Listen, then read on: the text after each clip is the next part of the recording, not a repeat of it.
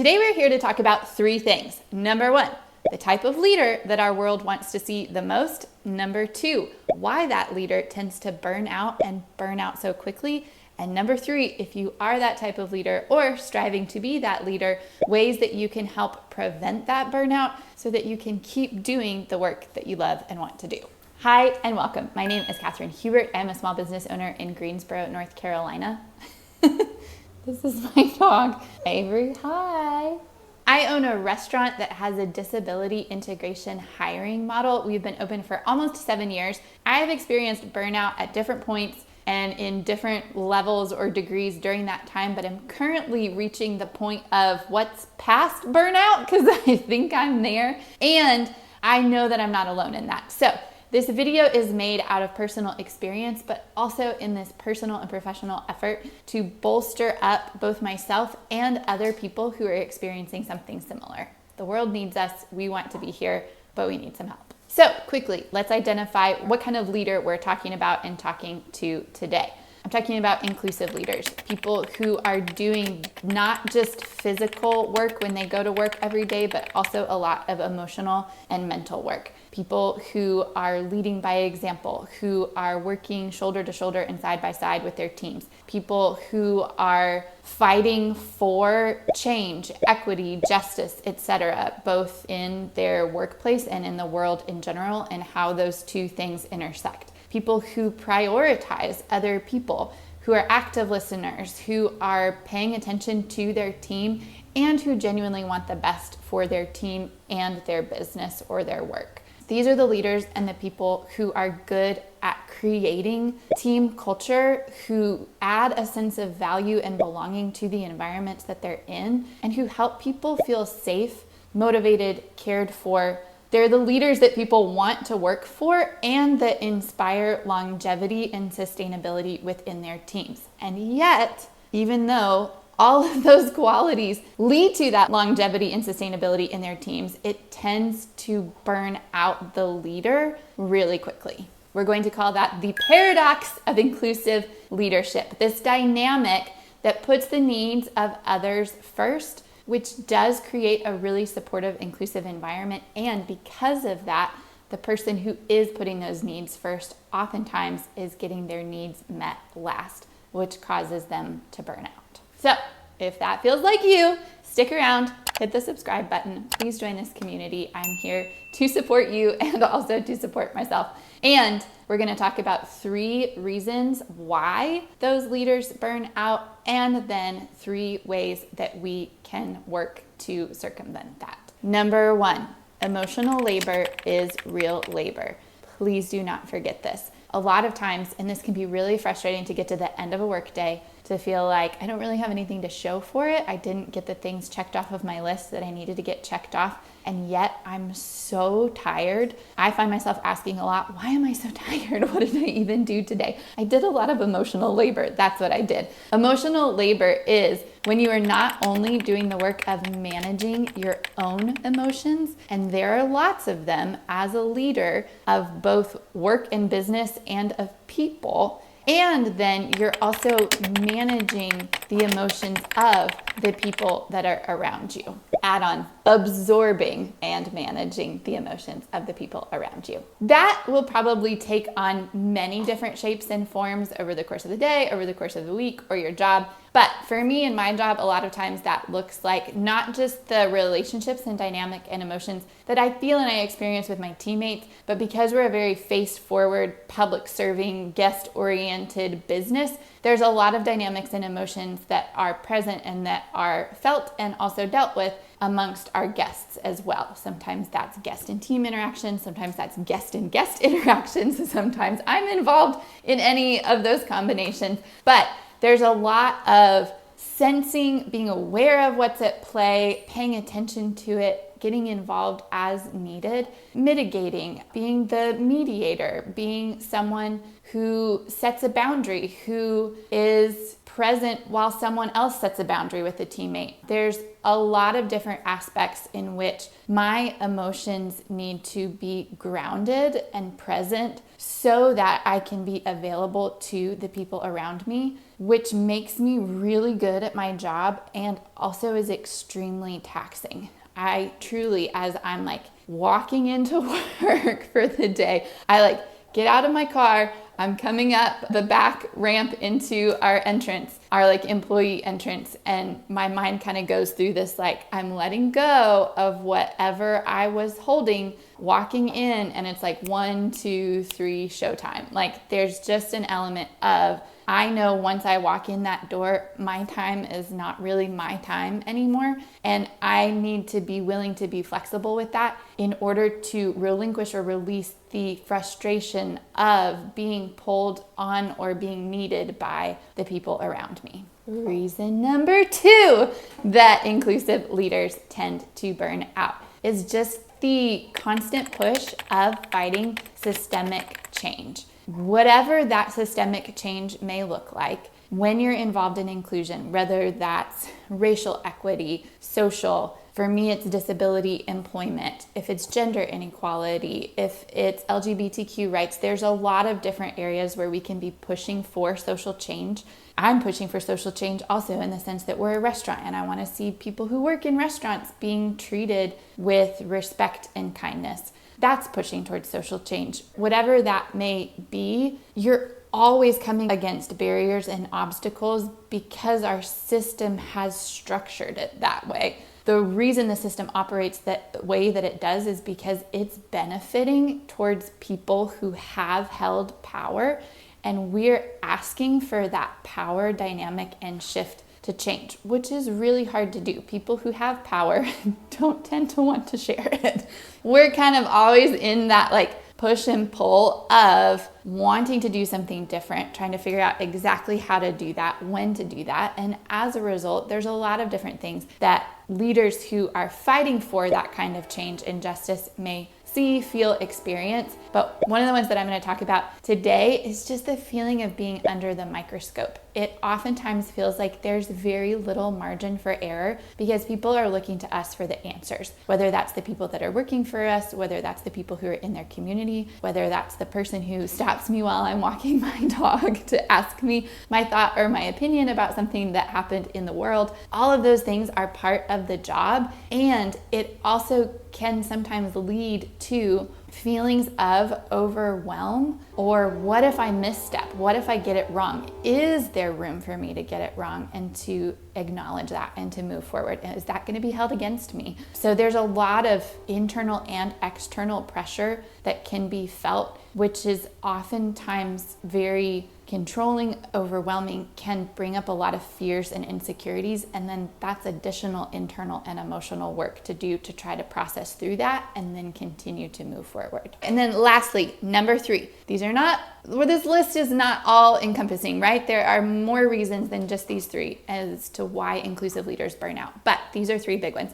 The third one is this work is extremely personal. This isn't just a matter of showing up to a job, clocking in, clocking out. We're here, we're doing this work because there's some level of personal buy-in. Whether that's you are part of the marginalized group that you're fighting for, or you have a personal connection or tie to that marginalized group, which is the case for me. I am not disabled. I am a non-disabled business owner who has a disability employment model, but I am connected to a lot of people with disabilities. It's very personal to me. It's even more personal to me now because it's my work. But what got me into it in the first place is that I had family members and friends with disabilities. And so that was kind of the impetus for getting me into it. So it's personal. It goes back to something that I feel at a cellular level. And so I don't have the luxury or the freedom of just walking away from it, because to walk away from this work would be walking away from part of myself at the same time. In that,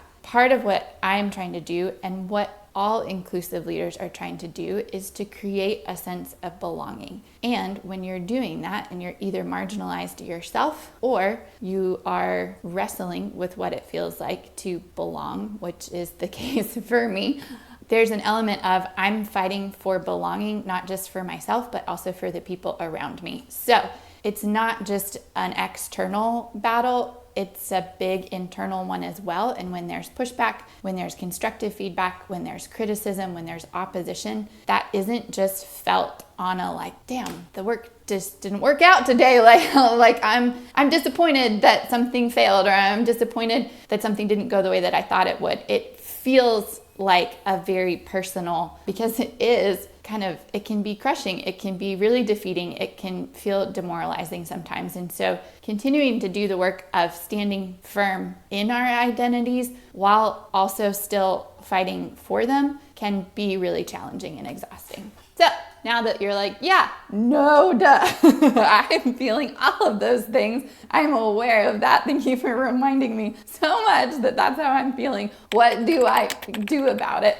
Which is the place that I've been in, right? Like this year for me, this is year 7 of business. It's been a big year. It's been my make it or break it year, trying to figure out, can I make this sustainable for myself, or does something need to change? Because I can't just keep fighting with the same level of intensity that I have been for all of this time. And it's been like, I will be honest, I started the year thinking like, I'm capable, I'm confident. I believe that I have the capacity to make this work what I want it to be. And I thought that I would hit a point of being like, wow, I did it sooner than now. This is the end of September, beginning of October by the time that you see this video. So I'm getting to the like home stretch of the year. And I was really hoping at this point to be like sitting back on my heels a little bit more and feeling like, we did it. I did it. We're like, we're there. Woo-hoo. And I don't feel that way. I instead am like, I don't know if what I'm striving for is actually possible. And that has been a really hard place to get to. And in that, I've started to hear myself say things that indicate to me just how big of a toll that has taken on me mentally, emotionally, physically, etc. So all of that said, 1, you are not alone. I am feeling this and fighting for this with you. But number 2, here are 3 ways as we wrap up that I have found to be helpful as I am trying to tend to my own soul. Number 1, going back to our first point of burnout, emotional labor is real labor. So delegate as many of the physical, logistical tasks to other people on your team as you possibly can. There aren't other people on your team, maybe right now, who are able to take on the emotional weight that you are taking on, because you are the one who is equipped to do that, to be the leader who has the desire to do it. You need to relinquish some of the physical, tangible, logistical tasks that you are doing.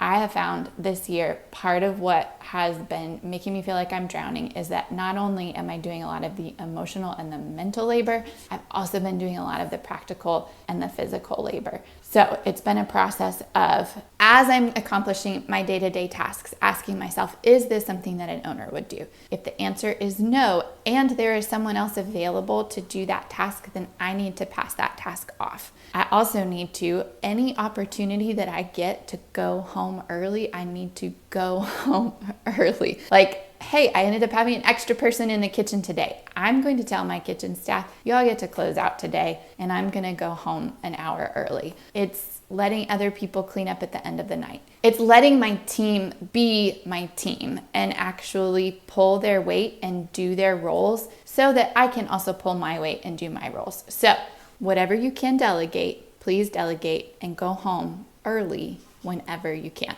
Number 2, and this is a hard one for me, be honest about how you're feeling, both with yourself and with people around you. It doesn't have to be every person around you, but either have some trusted people around you or let your team into some of the things that you're feeling and that you're experiencing. For me, this has been really challenging this year to actually root down and get fully honest with myself about how I'm actually feeling and then how that's impacting me. It's important to do that because it's impacting me regardless, and honestly, it's impacting my team too. So being able to acknowledge that, to voice that, there are times that I've done that better than others. There are times that I've done that in much more controlled, managed ways. And then there was a day a couple weeks ago where I truly had a meltdown and a mental breakdown in the middle of brunch service on a Sunday. And it was really embarrassing to me because I wasn't fully in control of what I was saying. The feelings were too big. That almost never happens for me. I am very feelings controlled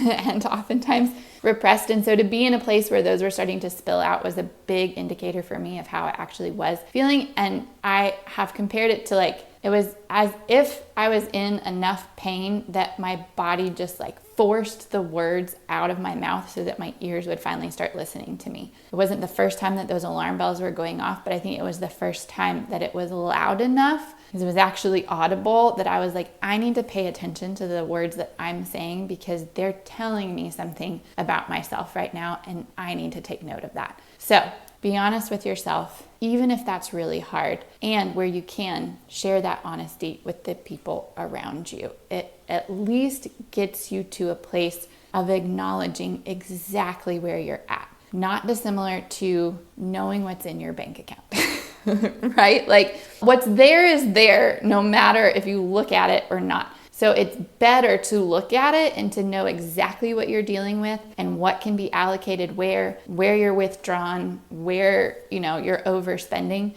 than it is to just ignore it and pretend like it's not there. Even if it's brutal because you look at it and you're like, I'm in the red. Like, oh no, what are we going to do? You at least know now you're not just operating out of ignorance or denial. It's the same with our feelings and how we're doing. It's better to know what's actually there so that we know what our next steps are than it is to just pretend like it's not there and kind of exist in a state of denial. And then lastly, it's important that as the visionaries, as the people who are leading the charge or at the forefront, that the vision we're casting does become caught by other people. It's kind of a long game. It's not something that happens overnight. However, we can't do it alone. So we need to empower, equip, and share the load with other people, whether that's an organization that you're working for, whether that's a business that you're running, whether that's a community that you're in. It's important that we are not the only ones who are pushing for this change.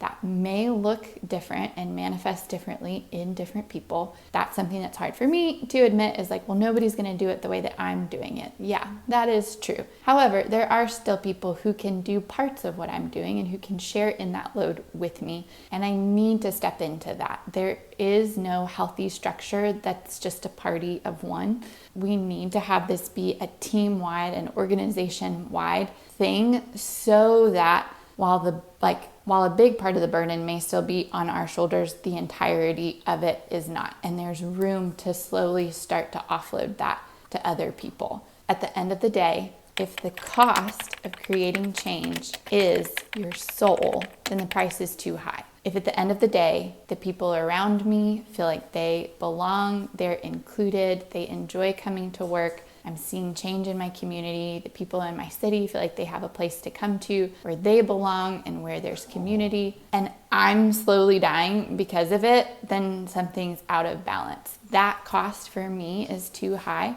And so knowing that, acknowledging that, while it's painful, still gives the freedom to, at a certain point, say, I've given what I can, and now I need to make a change. So that's not the goal. That's not what we want to see happen, because leaders who are pushing for change are the leaders that we need in this world. And we can't do that at the expense of ourselves over and over and over and over again. You are worth being taken care of, even if that means you are taking care of yourself.